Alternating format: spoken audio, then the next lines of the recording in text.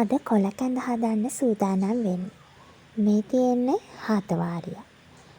අද හදන්නේ හාතවාරිය වලින් කැඳ එකක්.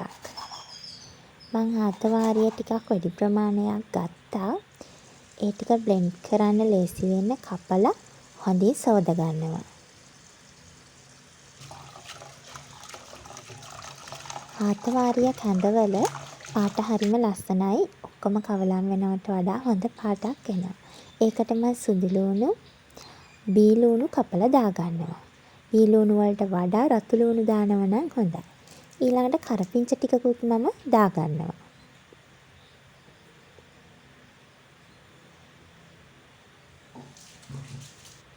දැන් මම බ්ලෙන්ඩ් කරගෙන මේ ටිකට වතුර ටිකක් දාලා ඒ ටික හොඳින් මිරික ගන්න තියෙන්නේ.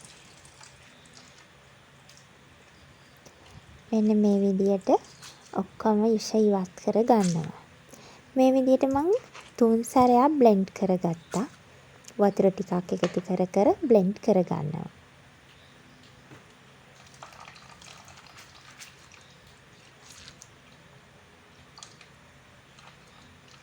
මේ තියෙන්නේ දෙවෙනි සැරේ.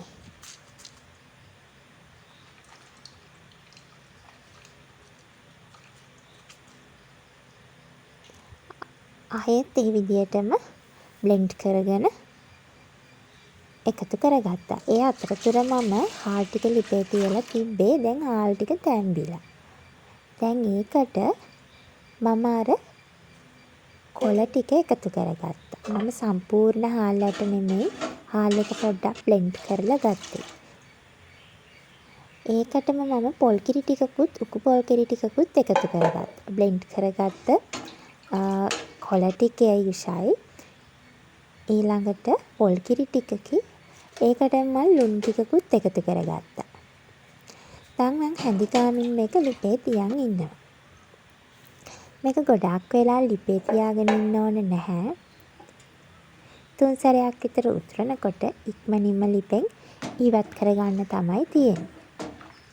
මේක ලස්සන පාටකට එන කැඳ එකක්.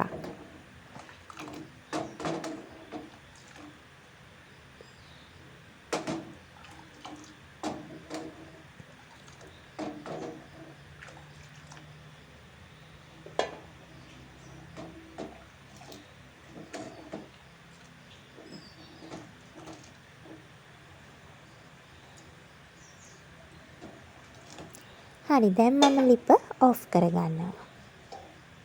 මේ තියෙන්නේ මං හදාගත්ත කොළ කැඳ එක. හාතවාරිය කැඳ එක.